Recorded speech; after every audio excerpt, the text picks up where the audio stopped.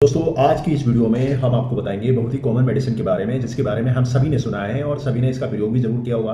किसी ना किसी वक्त में जरूर प्रयोग किया है। तो आज हम जिसकी बात कर रहे हैं वो है पैरासीटामोल।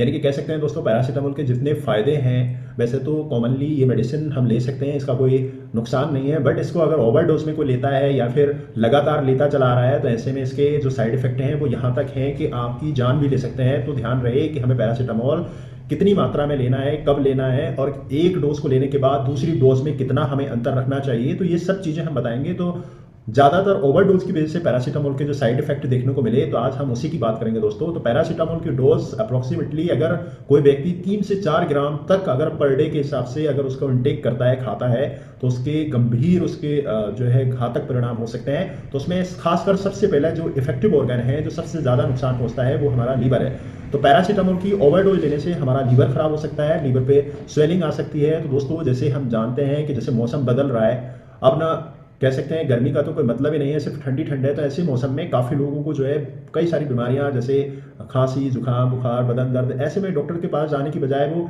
घर पे ही पैरासीटामोल खाकर ठीक होने की कोशिश करते हैं। एक गोली से आराम नहीं लगता तो 2-3 खा लेते हैं। और जो बिल्कुल भी नहीं करना चाहिए, ऐसा बिल्कुल भी नहीं करना चाहिए। सबसे पहली बात तो ये है कि कभी भी कोई भी दवाई अपनी मर्जी से नहीं खानी चाहिए, क्योंकि इसके साइड इफेक्ट हो सकते हैं। कोई भी मेडिसिन है वो सब उसका कोई ना कोई साइड इफेक्ट जरूर रहता है। तो पैरासीटामोल पे भी यही चीज़ लागू होती है। इसके साइड इफेक्ट बहुत ज़्यादा होते हैं, बट हमको पता नहीं होता ओवरडोज के साइड इफेक्टों का। तो आज इसी वीडियो में हम आपको इसके साइड इफेक्टों के बारे में बताएंगे।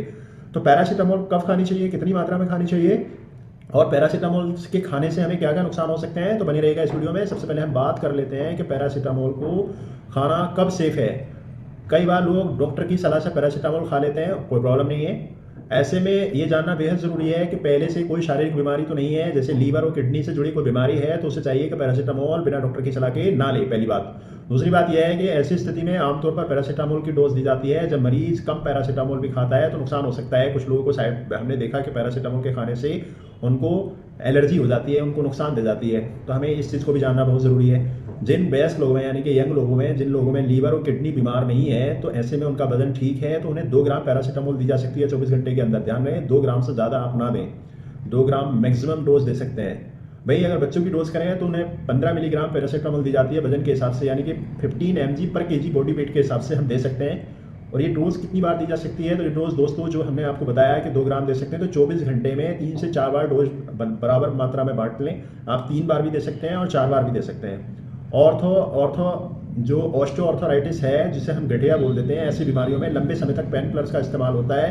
तो ऐसी बीमारियों में भी हम पैरासीटामोल का उपयोग करने की भी सलाह देंगे। मरीज को लीवर और किडनी से जुड़ी बीमारी तो नहीं है, ऐसे में उसको 2 ग्राम पैरासीटामोल लंबे समय तक दी जा सकती है। इसका कोई साइड इफेक्ट नहीं है। तो ध्यान रहे कि आपको अगर कोई लीवर से जुड़ी कोई प्रॉब्लम्स है या फिर लीवर किडनी से जुड़ी कोई प्रॉब्लम्स है, तो हम लंबे समय तक पैरासीटामोल का उपयोग नहीं कर सकते।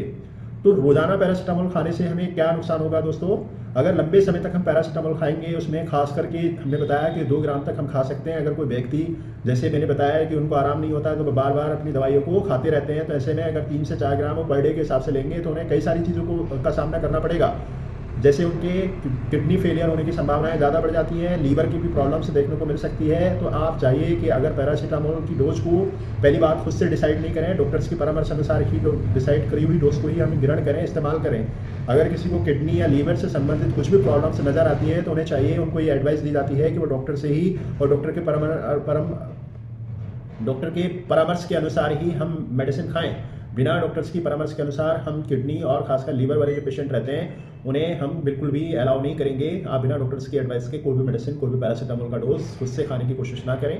अगर खाएं भी तो वो बहुत ना की मात्रा में। मैंने आपको बताया कि अगर सपोजेट एक स्वस्थ व्यक्ति है, तो उसमें 2 ग्राम तक हम 24 घंटे में पैरासीटामोल की मात्रा को ले सकते हैं। उसका हमारे शरीर पर कोई दुष्प्रभाव नहीं पड़ेगा तो बहुत ना के बराबर रहेंगे। तो उसमें भी अगर कोई रहता है, किसी को कोई दुष्प्रभाव दिखाई देता है, तो डॉक्टर से तुरंत एडवाइस ले।